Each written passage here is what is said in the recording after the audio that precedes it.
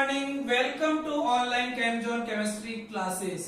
आप हमारी online classes से जुड़ने के लिए हमारे YouTube चैनल को सब्सक्राइब कीजिए और अपने फ्रेंड के साथ शेयर कीजिए। देखिए डियर स्टूडेंट्स, हम लोग स्टडी कर रहे थे ऑर्गेनिक केमिस्ट्री में halo alkane and halo arenes chapter की, और halo alkane and halo arenes chapter में हमने स्टार्ट किया था हेलो एल्केन्स। और हेलो एल्केन्स में अब तक मैंने आप लोगों को सबसे पहले डेफिनेशन की स्टडी कराई, उसके बाद में क्लासिफिकेशन की, देन आपके जो है नोमेनक्लेचर की बात की थी, और देन हमने method of preparation of halo alkane की बात की, और फिर हम लोगों ने फिजिकल प्रॉपर्टीज की स्टडी की, और इसके बाद में नेचर ऑफ CH बॉन्ड की बात की थी। यहां तक हेलो एल्केन में हम लोगों ने स्टडी कर लिया था। अब आज जो हम टॉपिक स्टडी करने वाले हैं वो है आपकी chemical properties of halo alkane.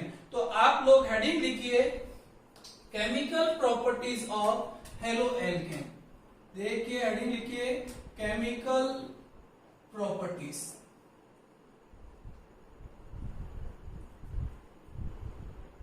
अब देखिए केमिकल प्रॉपर्टीज की बात करें तो ये जो हेलो एल्केन्स हैं आपके, वो 4 टाइप की रिएक्शंस देते हैं। देखिए आपके कोर्स सिलेबस में जो 4 टाइप की रिएक्शंस है हेलो एल्केन की, वो कौन कौन सी है।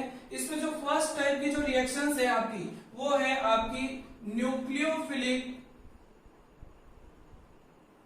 Substitution reaction. Nucleophilic substitution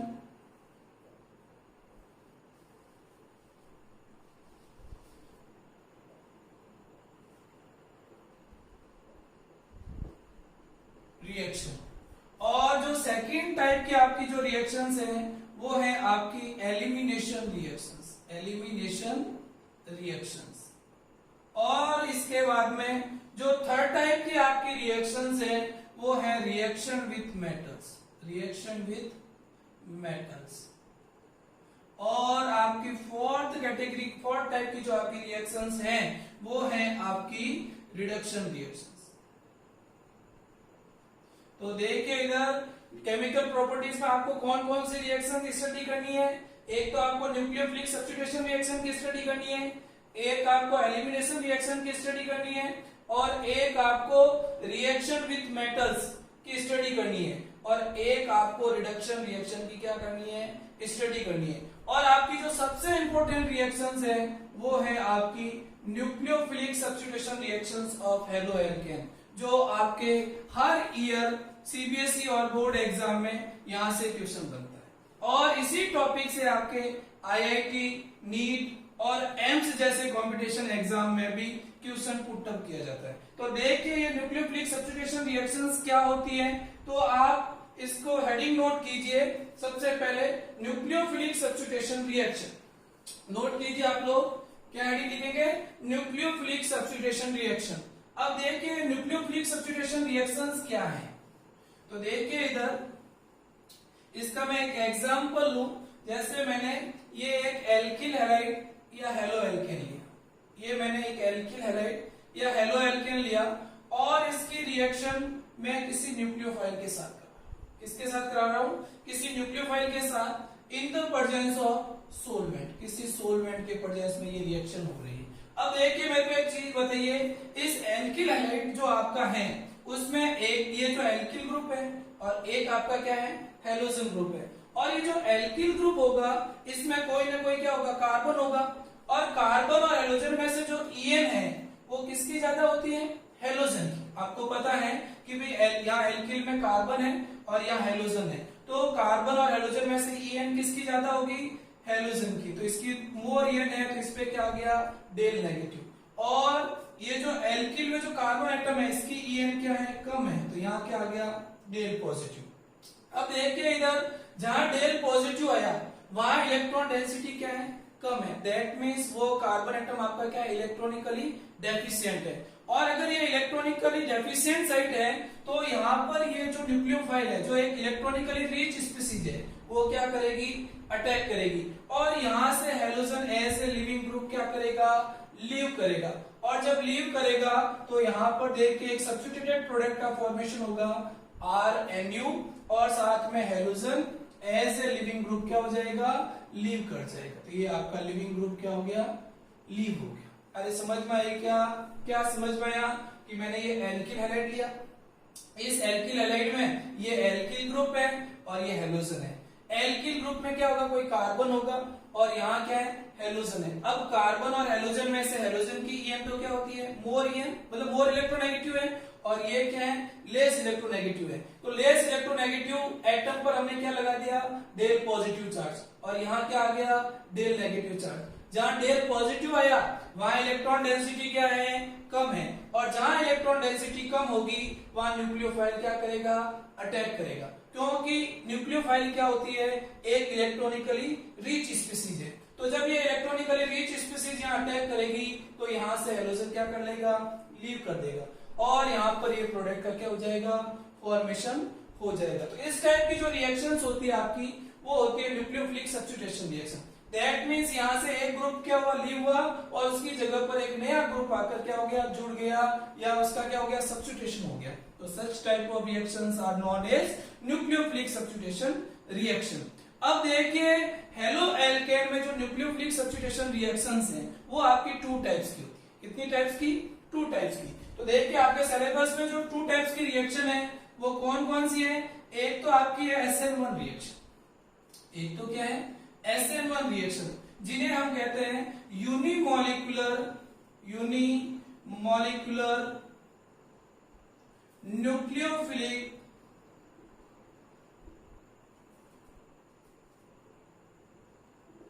substitution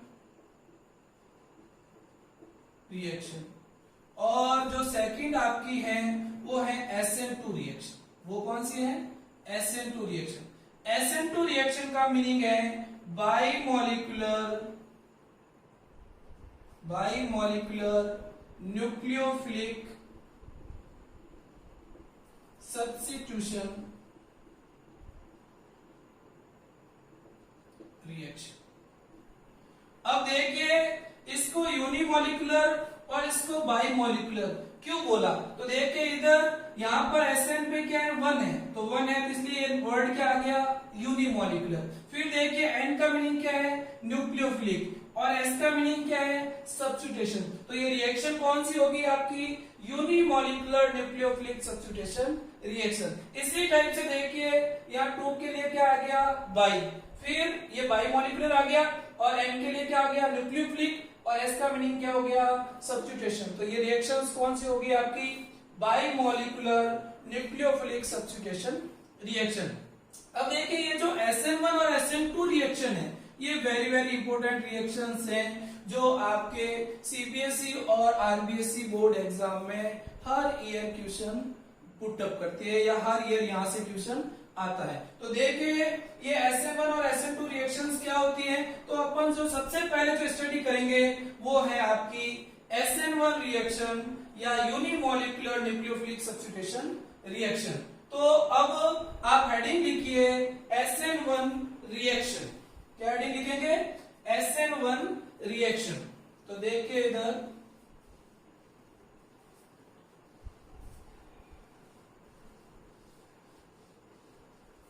अब हम स्टडी जो करेंगे वो है आपकी SN1 रिएक्शन, और आप कोष्टक में लिख देना इसके यूनिमोलिकुलर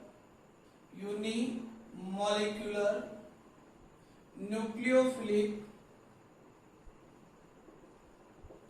सब्स्टिट्यूशन रिएक्शन। अब देखिए ये यूनिमोलिकुलर न्यूक्लियोफिलिक सब्स्टिट्यूशन रिएक्शंस क्या होती हैं, तो इसके लिए हम एग्जांपल है, जैसे ये मैंने एल्किल हैलाइड लिया, क्या लिया, ये मैं एक एल्किल हैलाइड ले रहा हूं, ये मैंने एल्किल हैलाइड लिया, और मैंने जो एल्किल हैलाइड लिया इसमें इस कार्बन एटम पर जुड़े हुए चारों ग्रुप्स क्या हैं, डिफरेंट, जैसे यहाँ पर R1 ग्रुप है, यहाँ R2 ग्रुप है, और यहाँ R3 ग्रुप है, और ये क्या है, हेलोजन है। तो देखिए अगर कोई भी ऐसा कार्बन एटम हो, सुनिए इधर मैं क्या कह रहा हूं कि अगर कोई भी ऐसा कार्बन एटम जिस पर जुड़े हुए चारों ग्रुप्स क्या हो, डिफरेंट हो, जैसे देखिए यहाँ पर क्या है, ये R1 है, ये बेस पर R2 है, ये डैश पर R3 है और ये X है। तो ऐसा कार्बन एटम आपका कायरल कार्बन एटम होता है। कौन सा? Chiral carbon atom. आप लोग ध्यान रखें, कायरल कार्बन एटम का मीनिंग क्या है कि ऐसा कार्बन एटम जिस पर जुड़े हुए चारों ग्रुप्स क्या हो, डिफरेंट डिफरेंट हो। जैसे यहाँ R1, यहाँ R2, यहाँ R3 और यहाँ X। तो ये कार्बन एटम कैसा हो गया? Chiral carbon atom. और कायरल कार्बन एटम को स्टार से रिप्रेजेंट करते हैं। किससे रिप्रेजेंट करते हैं? स्टार से। आप देखोगे जहां पर भी आपका कायरल कार्बन एटम होगा वहां ऐसा स्टार बना हुआ होगा, जो किसको रिप्रेजेंट कर रहा है? कायरल कार्बन एटम को। और कायरल कार्बन एटम का मीनिंग क्या है? ऐसा कार्बन एटम जिस पर जुड़े हुए चारों ग्रुप्स क्या हो, डिफरेंट डिफरेंट। समझ में आ गई आप लोगों को? अब देखिए यहां पर ये जो मैंने बनाया, देखिए इसको कहते हैं वेस, विच इज कॉल्ड वेस। अब देखिए वेस का मीनिंग ये है कि ये हमेशा क्या होगा? टूवर्ड्स द वीवर होगा, टूवर्ड्स द वीवर, मतलब जो वीवर है उसकी तरफ होगा। और ये जो है डैश, ये क्या है? इसे आप क्या कहोगे? डैश। और जो डैश है वो हमेशा ऑलवेज आपका क्या होगा? अवे फ्रॉम द वीवर होगा, अवे फ्रॉम द वीवर। अब देखिए इधर मैंने क्या कहा कि ये जो है आपका, ये कौन है? वेस। देखिए बिकॉज यहां पर जो कार्बन एटम है, सुनिए इधर ऐसा क्यों बोला मैंने कि ये जो कार्बन एटम है आपका वो एक sp3 कार्बन है। कैसा है? sp3 कार्बन है। sp3 कार्बन का मीनिंग ये है कि यहाँ इसकी जो शेप होगी वो टेट्राहेड्रल शेप होगी। कैसी होगी? Tetrahedral shape. क्योंकि ये कार्बन एटम कौन सा? sp3। sp3 क्यों है? क्योंकि यहाँ पर नंबर ऑफ सिग्मा बॉन्ड कितने? देखिए 4 है, 1 2 3 और 4 है। अगर नंबर ऑफ सिग्मा बॉन्ड कहीं पर 4 होते हैं ऑर्गेनिक कंपाउंड में, तो वो एटम्स जो होता है वो कैसा होता है? sp3 हाइब्रिडाइज्ड होता है। और जब sp3 हाइब्रिडाइज्ड होता है तो उसकी जो शेप होती है वो कैसी होती है? आपकी टेट्राहेड्रल शेप। अब देखिए टेट्राहेड्रल शेप का मीनिंग क्या है कि उसमें दो तो होते हैं, दो वैलेंसी तो कैसे होगी? Plane of the paper. ऐसे दो तो कैसे होगी? Plane of the paper. और दो होगी आउट ऑफ प्लेन। और जब आउट ऑफ प्लेन होगी तो एक तो किधर आएगी? आप देखो आपके यहाँ की तरफ आ रही है, तो ये क्या हो गया? Towards the viewer. ये क्या हो गया? Towards the viewer. और टूवर्ड्स द वीवर का मीनिंग ये है कि वो हमेशा कहाँ होगा? बेस पर होगा। और एक जो है ये वैलेंसी, देखिए एक इधर जो आ रही है वो क्या है? Away from the viewer. मतलब आपकी आंख से दूर जा रही है ना, तो वो क्या होगी? Away from the viewer. और अवे फ्रॉम द वीवर जो होती है इस वैलेंसी, उसको हमेशा रिप्रेजेंट करते हैं डैश से।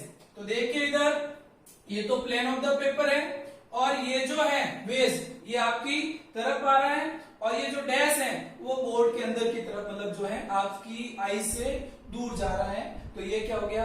डैश हो गया। तो आपको ये बेस डैश समझ में आ गया क्या? समझ में आ गई? इस एल्किल हैलाइड की 3D समझ में आ गई। अब देखिए इसकी रिएक्शन मैं न्यूक्लियोफाइल के साथ करवा रहा हूं।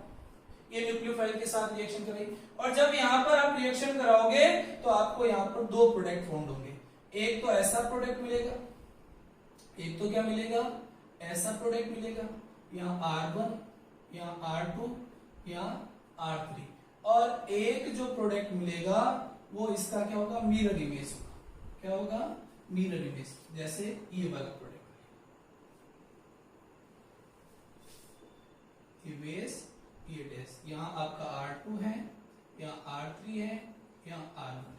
देखिए इधर क्या हुआ कि यहां से एक बार X लीव हुआ और यहाँ न्यूक्लियोफाइल जुड़ गया। मतलब जिधर से X रिमूव हुआ उसी डायरेक्शन में आके कौन जुड़ गया? न्यूक्लियोफाइल। और एक बार क्या हुआ कि जिधर से X रिमूव हो रहा है उसके ऑपोजिट डायरेक्शन से आके आपका न्यूक्लियोफाइल जुड़ रहा है। तो देखिए एक बार क्या हुआ? Opposite direction. और दोनों प्रोडक्ट जो बनेंगे आपके वो 1:1 अमाउंट में बनेंगे। क्या बनेंगे? 1:1 अमाउंट में बनेंगे। और ऐसा जो मिक्सचर होगा वो आपका होगा रेसिमिक मिक्सचर। रेसिमिक मिक्सचर, ये जो मिक्सचर होगा वो आपका कौन सा है? रेसिमिक मिक्सचर है। और देखिए ये दोनों जो प्रोडक्ट बने वो दोनों एक दूसरे के क्या है? मिरर इमेज है। मिरर इमेज का मतलब समझते हो ना कि देखिए ये जैसे यहाँ पर मिरर लगा हुआ है, और यहाँ क्या है? देखिए जहां न्यूक्लियोफाइल है वहां न्यूक्लियोफाइल दिख रहा है मिरर में, और जहां कार्बन है वहां कार्बन दिख रहा है। बेस की जगह बेस दिख रहा है, डैश की जगह डैश दिख रहा है, R1 की जगह R1 दिख रहा है। दैट मींस ये दोनों एक दूसरे के क्या हुए, मिरर इमेज हुए। और ये जब मिरर इमेज है तो इन स्पीसीज को कहते हैं पेयर ऑफ एनेंशियोमर। ये जो है ये दोनों आपस में क्या है आपके, पेयर ऑफ एनेंशियोमर। यहां लिख रहा हूं मैं, ये दोनों आपस में और क्या है आपके, पेयर ऑफ एनेंशियोमर भी है आपके। ठीक है, ये आप एक चीज क्या है ध्यान रखें। तो एक तो ये क्या है, पेयर ऑफ एनेंशियोमर है, और साथ में ये क्या है, रेसिमिक मिक्सचर है, और 1:1 अमाउंट में बन रहा है। और यहाँ पर जो है अब देखिए ये कैसे क्या रेसिमिक मिक्सचर बना और कैसे ये पेयर ऑफ एनेंशियोमर है, इन सब चीज की अपन जो है इसकी मैकेनिज्म में क्या है स्टडी करेंगे। तो अब तक जो आपको बताया वो समझ में आ गया क्या, क्या समझ में आया कि यहाँ से x रिमूव हुआ, एक बार तो x की डायरेक्शन से जुड़ा और एक बार x की ऑपोजिट डायरेक्शन से, और दोनों प्रोडक्ट बने, और दोनों प्रोडक्ट जो बने वो 1:1 अमाउंट में बने, जो क्या आपका रेसिमिक मिक्सचर है, और क्या है रेसिमिक मिक्सचर है, और यही आपके क्या है पेयर ऑफ एनेंशियोमर है। ठीक है, अब इसकी मैकेनिज्म की अपन बात करते हैं। तो देखिए इसकी मैकेनिज्म कैसे होगी, तो अब आप हेडिंग लिखिए मैकेनिज्म ऑफ SN1 रिएक्शन।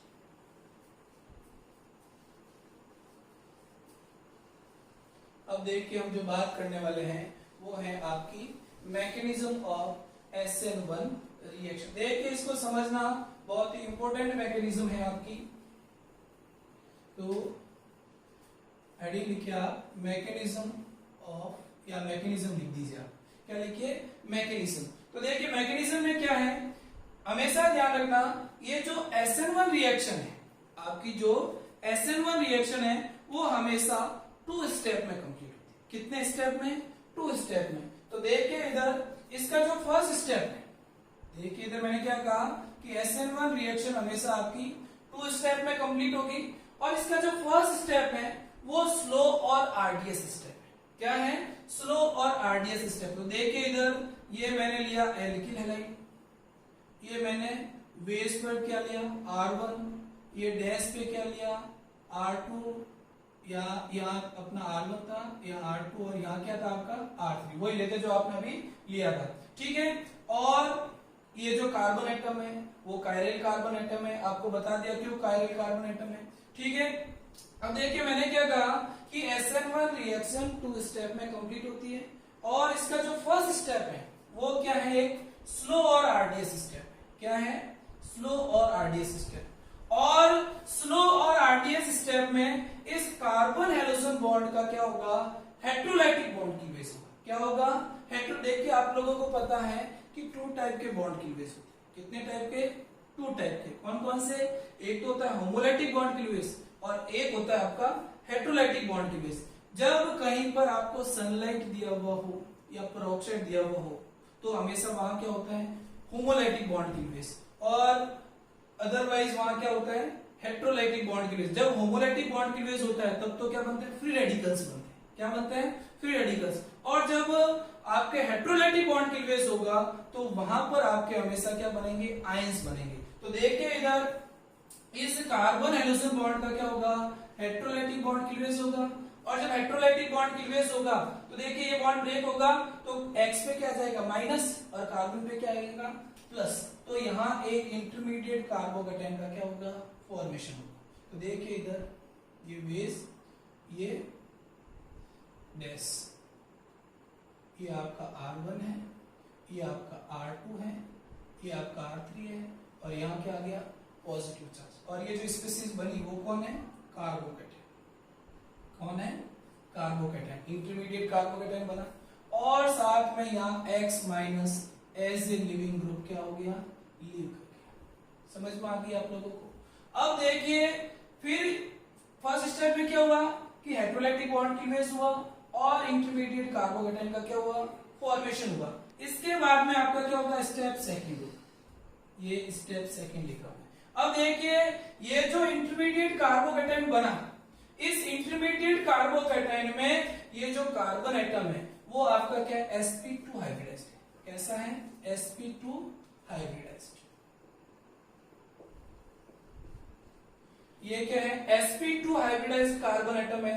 और आप लोगों को पता है कि sp2 हाइब्रिडाइज्ड जो कार्बन एटम होता है उसकी शेप होती है ट्राइगोनल प्लेनर। ट्राइगोनल प्लेनर का मीनिंग ये है कि एक ऐसे और एक ऐसे, तो आने वाला न्यूक्लियोफाइल इधर से भी अटैक कर सकता है और नीचे से भी अटैक, मतलब एक बार अबोव द प्लेन और एक बार बिलो द प्लेन, दोनों टाइप से अटैक कर सकता है। तो देखिए यहाँ पर क्या है कि ये आपकी एक स्पीसीज है, ये वेज है और ये डैश है। तो इनकमिंग न्यूक्लियोफाइल एक बार इधर से अटैक करेगा और एक बार इधर से अटैक करेगा। तो देखिए स्टेप सेकंड में आपके क्या है, एक फास्ट स्टेप है जिसमें आपका न्यूक्लियोफाइल क्या है, इस इंटरमीडिएट कार्बोकेटाइन पर अटैक कर रहा है। तो देखिए इधर ये लिया मैंने, ये आपका बेस और ये आपका क्या है, डैश, और ये इस पे पॉजिटिव चार्ज है, यहाँ R1, यहाँ R2, यहाँ R3। अब मैंने यहाँ क्या लिया,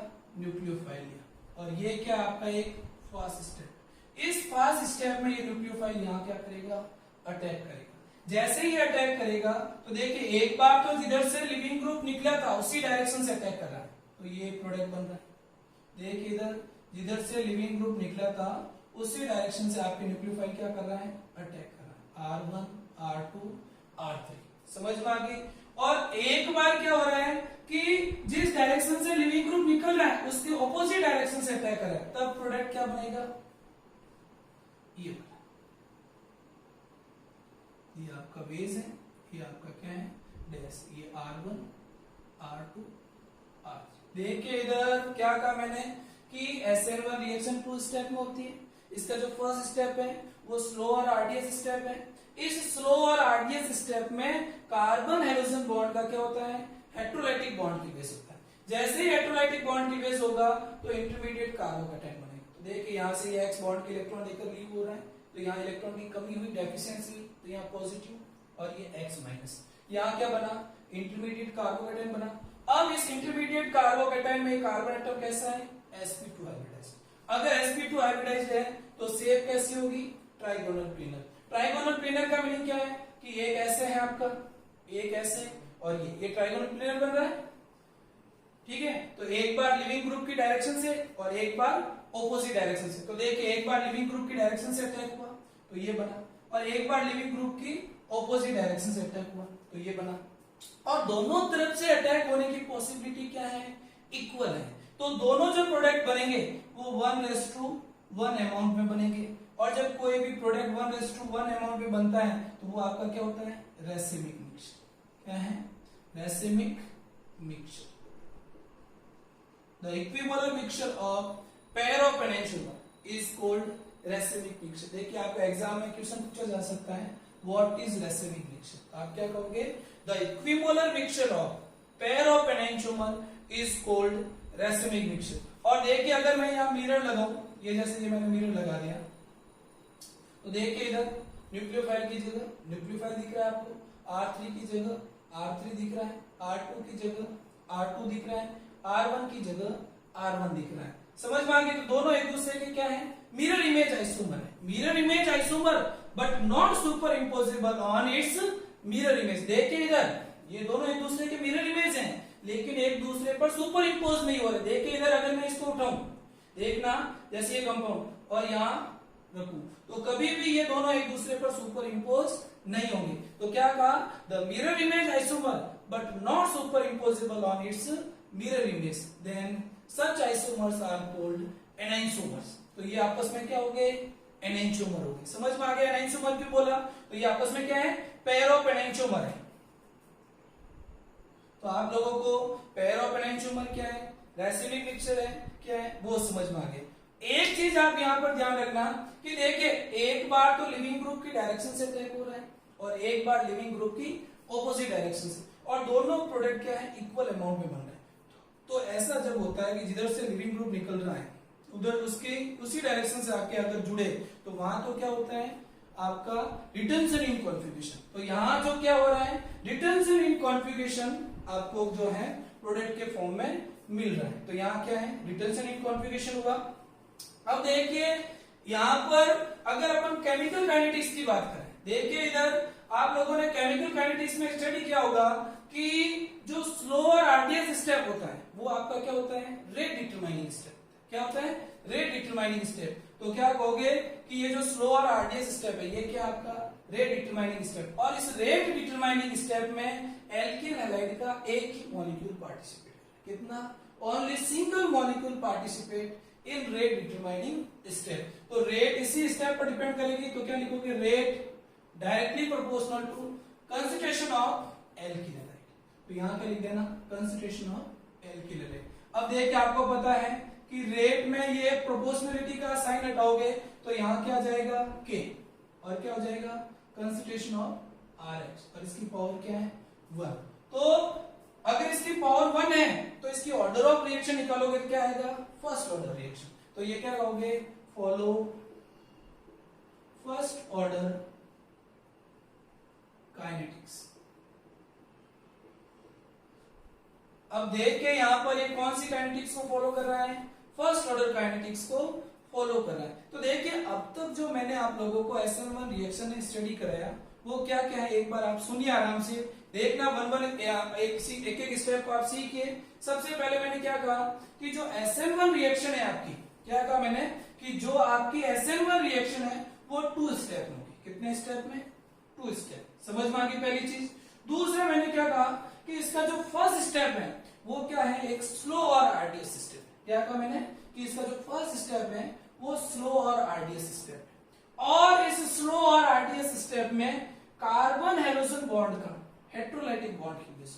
क्या बोला मैंने कि इसका जो फर्स्ट स्टेप है वो स्लो एंड आरडीएस स्टेप है, और इस स्लो और आरडीएस स्टेप में कार्बन हेलोजन बॉन्ड का क्या होता है, हेटेरोलाइटिक बॉन्ड क्लीवेज होता है। तो देखिए यहां से हेटेरोलाइटिक बॉन्ड क्लीवेज हुआ, और हेटेरोलाइटिक बॉन्ड क्लीवेज होके एक इंटरमीडिएट कार्बोकेटाइन का क्या होता है, फॉर्मेशन होता है। क्या होता है, एक इंटरमीडिएट कार्बोकेटाइन का क्या है, फॉर्मेशन होता है। और इस इंटरमीडिएट कार्बोकेटाइन में ये कार्बन एटम कैसा है, sp2 हाइब्रिडाइज्ड। कैसा, sp2 हाइब्रिडाइज्ड। अगर ये sp2 हाइब्रिडाइज्ड है तो इसकी जो शेप होगी वो ट्राइगोनल क्या होगी, प्लेनर होगी। समझ में आ गई। फिर मैंने क्या कहा कि जो सेकेंड स्टेप है वो क्या है, फास्ट स्टेप है। That means second step is much more faster than first step. मतलब इस पहले स्टेप के कंपैरिजन में दूसरा स्टेप आपका क्या है, बहुत फास्ट है। और इस फास्ट स्टेप में ये न्यूक्लियोफाइल इस इंटरमीडिएट कार्बोकेटाइन पे क्या कर रहा है, अटैक कर रहा है।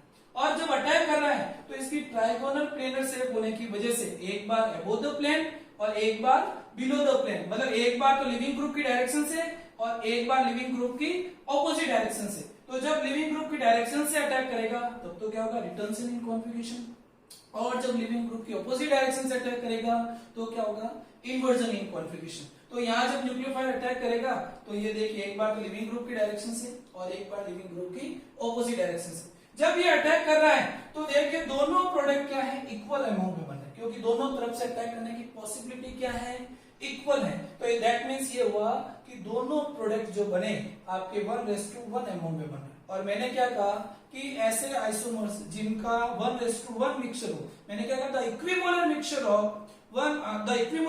Of pair of enantiomer is called racemic mixture. याद रखना आप लोग, रैसेमिक मिक्सचर क्या होता है, the equimolar mixture of pair of enantiomer is called racemic mixture. और ये जो रैसेमिक मिक्सचर होता है वो ऑप्टिकली इनएक्टिव होता है। क्या होता है, ऑप्टिकली इनएक्टिव होता है। और ये किसकी वजह से होता है, ये होता है एक्सटर्नल कंपेंसेशन की वजह से। ये किसकी वजह से होता है, एक्सटर्नल कंपेंसेशन की। अब एक्सटर्नल कंपेंसेशन का मीनिंग क्या है ये सब मैं आपको इस वीडियो में बताऊंगा। समझ में आ गई। अब देखिए तो ये दोनों क्या 1:1 अमाउंट में बने, और ये क्या, या रिटर्न इन कॉन्फिगरेशन और इन्वर्जन इन कॉन्फिगरेशन ऑब्टेन हुआ। और एक चीज आप ध्यान रखना कि इस SN1 रिएक्शन के स्लो और आरडीएस स्टेप में रिएक्टेंट का एक ही मॉलिक्यूल पार्टिसिपेट कर रहा है। क्या कहा मैंने कि SN1 रिएक्शन के स्लो और आरडीएस स्टेप में रिएक्टेंट का एक ही मॉलिक्यूल पार्टिसिपेट कर रहा है। That means rate of reaction आपकी केवल एल्किल हैलाइड की कंसंट्रेशन पर डिपेंड करेगी। किस पर, केवल एल्किल हैलाइड की कंसंट्रेशन पर डिपेंड करेगी। इसलिए इस रिएक्शन को हम यूनिमॉलिक्यूलर न्यूक्लियोफिलिक सब्स्टिट्यूशन रिएक्शन है। अरे समझ में आ गई क्यों कहा यूनिमॉलिक्यूलर न्यूक्लियोफिलिक सब्स्टिट्यूशन रिएक्शन। सुनिए इधर वापस, मैं ये कह रहा हूं कि SN1 रिएक्शन के स्लो और आरडीएस स्टेप में रिएक्टेंट का ओनली सिंगल मॉलिक्यूल पार्टिसिपेट कर रहा है इसलिए इस रिएक्शन को यूनिमॉलिक्यूलर न्यूक्लियोफिलिक सब्स्टिट्यूशन रिएक्शन भी कहते हैं। समझ में आ गई आप लोगों को।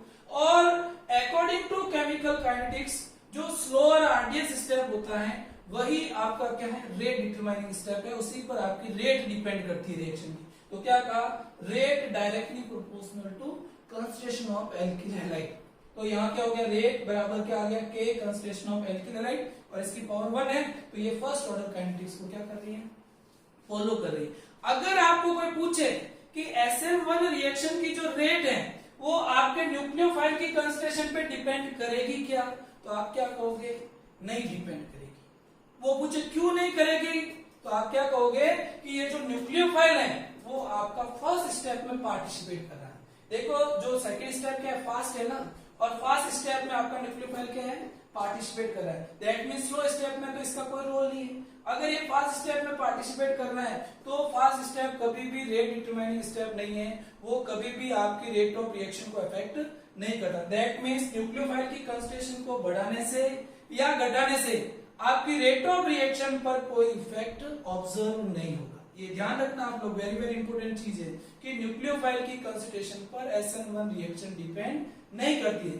लेकिन एल्किल हैलाइड और इस लिविंग ग्रुप की लिविंग ग्रुप एबिलिटी पर आपकी SN1 रिएक्शन डिपेंड करेगी। क्या ध्यान रखोगे कि एल्किल हैलाइड की कंसंट्रेशन और इस लिविंग ग्रुप की एबिलिटी पर, ये जितना जल्दी लीव होगा उतनी रेट ऑफ रिएक्शन क्या होगी, ज्यादा होगी। समझ में आ गई आप लोगों को। SN1 रिएक्शन के बारे में अब तक जो भी बताया वो सारी चीजें समझ में आ गई। तो देखिए शॉर्ट में समझ लीजिए, 2 स्टेप में होती है रिएक्शन। फर्स्ट स्टेप क्या है, स्लो और आरडीएस स्टेप में इंटरमीडिएट कार्बोकेटायन बनता है इलेक्ट्रोलाइटिक बॉन्ड की बेस होके। फिर सेकंड स्टेप क्या है, फास्ट स्टेप है, जिसमें न्यूक्लियोफाइल अटैक करता है, और यहाँ पर क्या है, रैसमिक मिक्सचर ऑब्टेन होता है, क्योंकि दोनों प्रोडक्ट क्या 1:1 अमाउंट में मिलते हैं जो पेयर ऑफ एनेंशियोमर है, और ये फर्स्ट ऑर्डर काइनेटिक्स को फॉलो करती है। और इसकी जो रेट है वो केवल एल्किल हैलाइड की कंसंट्रेशन पे डिपेंड करेगी, न्यूक्लियोफाइल की कंसंट्रेशन पे डिपेंड नहीं करती है। और एक चीज आपको ध्यान रखनी है कि इस लिविंग ग्रुप जितना अच्छा होगा उसकी लिविंग ग्रुप एबिलिटी जितनी ज्यादा होगी, रेट ऑफ रिएक्शन उतनी ज्यादा होगी। अब आपका जो नेक्स्ट टॉपिक है वेरी वेरी इंपॉर्टेंट इस SN1 में, वो है reactivity of alkyl halide towards SN1 reaction. देखिए यहाँ इस टॉपिक से आपके जो है हर ईयर CBSE और RBSE बोर्ड एग्जाम में क्वेश्चन बनता है, तो आप इस रिएक्टिविटी को अच्छे से समझना। तो देखिए इधर अब हम बात कर रहे हैं reactivity of alkyl halide towards SN1 reaction. तो आप हेडिंग लिखिए reactivity of alkyl halide towards SN1 reaction. देखिए इधर ये जो मैं हेडिंग लिख रहा हूं अब है क्या है, reactivity of alkyl halide towards SN1 reaction. देखिए इधर रिएक्टिविटी ऑफ एल्किल हैलाइड में क्या है, बहुत ही इंपॉर्टेंट रिएक्शन है, आप टॉपिक है, आप अच्छे से इसको समझना। देखिए मैंने एक बार लिया मिथाइल क्लोराइड लिया, ठीक है, एक बार मैंने ये लिया इथाइल क्लोराइड, एक बार मैंने लिया आइसोप्रोपिल क्लोराइड, एक बार मैंने लिया ट्रांसब्यूटिल क्लोराइड। अब देखिए इन एल्किल हैलाइड को रिएक्टिविटी के ऑर्डर में अरेंज करना है। तो देखिए आपको रिएक्टिविटी निकालनी, जब भी आपको ऐसे मॉलिक्यूल दिए हुए हैं तो आप क्या करेंगे, सबसे पहले देखिए आपका जो स्लो और आरडीएस स्टेप होता है, देखिए इधर आप लोगों को पता है कि SN1 रिएक्शन में स्लो और आरडीएस स्टेप में इंटरमीडिएट कार्बोकेटायन बनता है, हेलोजन लीव करता है, तो आप यहां से हेलोजन को लीव करवाना। देखिए इधर यहाँ भी स्लो और आरडीएस स्टेप में क्या होगा, हेलोजन लीव करेगा, यहाँ भी स्लो और आरडीएस स्टेप में क्या होगा, हेलोजन लीव करेगा, यहाँ भी स्लो और आरडीएस स्टेप में क्या होगा, हेलोजन लीव करेगा। देखिए इधर जैसे ही स्लो और आरडीएस स्टेप में हेलोजन लीव करेगा तो आपके इंटरमीडिएट कार्बोकेटायन बनेगा। देखिए इधर यहाँ मिथाइल कार्बोकेटायन बना, यहाँ इथाइल कार्बोकेटायन बना, यहाँ पर आइसोप्रोपिल कार्बोकेटायन बना, और यहाँ पे आपके ट्रांसब्यूटिल कार्बोकेटायन। देखिए इस चीज को समझना आप लोग, ये मैंने कर लिया। अब देखिए जब तक आपका स्लो और आरडीएस स्टेप कंप्लीट नहीं होगा तब तक आपकी रिएक्शन आगे प्रोसीड नहीं हो सकती। आप लोगों को पता है कि मैंने ये बोला था कि रेट ऑफ रिएक्शन हमेशा आपकी स्लो और आरडीएस स्टेप पे डिपेंड करती है, और स्लो और आरडीएस स्टेप में जब तक इंटरमीडिएट कार्बोकेटाइन नहीं बनेगा तब तक आपके SN1 रिएक्शन आगे प्रोसीड नहीं हो सकती। अब देखिए जैसे यहां से हेलोजन लीव करोगे तो यहाँ इंटरमीडिएट जो कार्बोकेटाइन बनेगा। अब हेलोजन कहां से जल्दी लीव होगी, कहां से जल्दी निकलेगी, तो आप लोगों को पता है कि जब हेलोजन निकलने के बाद में जो इंटरमीडिएट कार्बोकेटाइन बना, अगर उसकी स्टेबिलिटी बढ़ेगी, क्या कहा मैंने कि यहां से हेलोजन लीव होने के बाद में जो इंटरमीडिएट कार्बोकेटाइन बना, अगर इस इंटरमीडिएट कार्बोकेटाइन की स्टेबिलिटी इंक्रीज होगी तो उस कंडीशन में आपकी SN1 रिएक्शन की रेट बढ़ेगी। समझ में आ गई? देखिए बनने वाला इंटरमीडिएट क्या होना चाहिए, ज्यादा स्टेबल होना चाहिए, यही है ना। स्टेबल होगा तो ये क्या करेगा, यहां से आसानी से हाइड्रोजन को लीव कर देगा। अब इनमें से सबसे ज्यादा स्टेबल कौन है उसको आइडेंटिफाई करना है। तो देखिए अगर इस कार्बोकेटाइन को स्टेबल करना है तो आप लोग ध्यान रखना कि ये जो कार्बोकेटाइन है कार्बन पे पॉजिटिव, दैट मींस यहाँ इलेक्ट्रॉन डेंसिटी क्या है, कम है। अगर इसको स्टेबल करना है तो इसको इलेक्ट्रॉन क्या है, देने पड़ेंगे। और यहाँ इलेक्ट्रॉन देने के लिए जो ग्रुप लगे हुए देखिए, ये जो CH3 लगा, यहाँ 2 CH3 लगे, यहाँ 3 CH3 लगे, तो ये जो CH3 ग्रुप लगे इनका प्लस आई और प्लस H इफेक्ट लगता है, जो आपको मैंने इंडक्टिव और हाइपर कॉन्जुगेशन में स्टडी करवाया था। तो देखिए इधर क्या कह रहे हैं अपन कि लेफ्ट टू राइट जाने पर देखिए यहाँ कोई एल्किल ग्रुप नहीं है, यहाँ एक एल्किल ग्रुप है, यहाँ 2 एल्किल ग्रुप है, यहाँ 3 एल्किल ग्रुप है। अब देखिए तो क्या हुआ, लेफ्ट टू राइट जाने पर नंबर ऑफ एल्किल ग्रुप क्या हो रहे हैं, number of alkyl group increase हो रहे हैं। अगर number of alkyl group increase होंगे तो इनका plus I and plus H effect क्या होगा, इंक्रीज होगा। अब मेरे को एक चीज बताइए, अगर plus I and plus H effect बढ़ेगा दैट मींस ये इलेक्ट्रॉन देने की टेंडेंसी बढ़ेगी। जब ये इलेक्ट्रॉन मिलेंगे यहाँ तो यहाँ पॉजिटिव चार्ज क्या हो जाएगा, कम। तो देखिए यहाँ पर तो कोई इलेक्ट्रॉन नहीं दे रहा है, यहाँ एक जना दे रहा है, यहाँ 2 जने दे रहे हैं, यहाँ 3 जने दे रहे हैं। जब 3-3 जने इलेक्ट्रॉन देंगे तो यहाँ पॉजिटिव चार्ज क्या हो जाएगा, कम हो जाएगा, डिक्रीज हो जाएगा। और अगर पॉजिटिव चार्ज कम होगा तो उसकी स्टेबिलिटी क्या हो जाएगी, बढ़ जाएगी। दैट मींस ये जो इंटरमीडिएट कार्बोकेटाइन बना आपका वो सबसे ज्यादा स्टेबल है। अगर ये सबसे ज्यादा स्टेबल है तो यहाँ से हेलोजन निकलने के बाद में इसको फायदा हो रहा है। फायदा क्या हो रहा है कि ये जैसे यहाँ से हेलोजन निकल रहा है तो एक स्टेबल इंटरमीडिएट कार्बोकेटाइन का क्या कर रहा है, फॉर्मेशन कर रहा है। तो उस कंडीशन में ये क्या कहेगा, यहाँ से हेलोजन को बाहर निकालो, रिमूव करो। तो ये इजीली हेलोजन को क्या कर लेगा, रिमूव कर लेगा। जैसे ही हेलोजन रिमूव होगी और ये इंटरमीडिएट कार्बोकेटाइन बनेगा तो अगले स्टेप में न्यूक्लियोफाइल क्या है, फर्स्ट स्टेप में अटैक कर लेगा और रिएक्शन क्या हो जाएगी, कंप्लीट हो जाएगी। दैट मींस सबसे ज्यादा रिएक्टिव कौन हुआ, 3 डिग्री एल्किल हैलाइड। कौन सा हुआ, 3 डिग्री एल्किल हैलाइड। तो अपन देखो क्या कहेंगे, लेफ्ट टू राइट जाने पर plus I and plus H effect क्या हो रहा है, इंक्रीज हो रहा है। अगर plus I and plus H effect increase होगा then stability of intermediate carbocation क्या होगी, इंक्रीज होगी। अगर स्टेबिलिटी इंक्रीज होगी दैट मींस ये क्या होगा, यहां से हेलोजन जल्दी लीव होगा और ये जल्दी बनेगा। तो that means corresponding alkyl halide की रिएक्टिविटी क्या होगी, इंक्रीज होगी। तो क्या कहोगे, reactivity, then reactivity of alkyl halide increase towards SN1 reaction.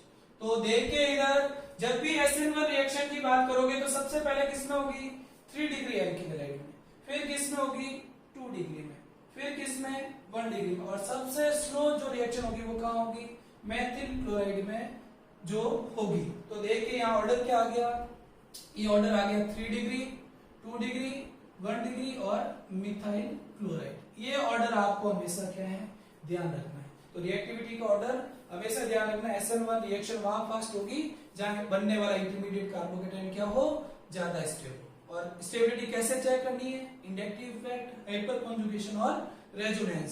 समझ में आ गई आप लोगों को? तो नेक्स्ट क्लास में हम बात करेंगे SN2 रिएक्शन की। ठीक है, तो इसको आप अच्छे से स्टडी कर लेना।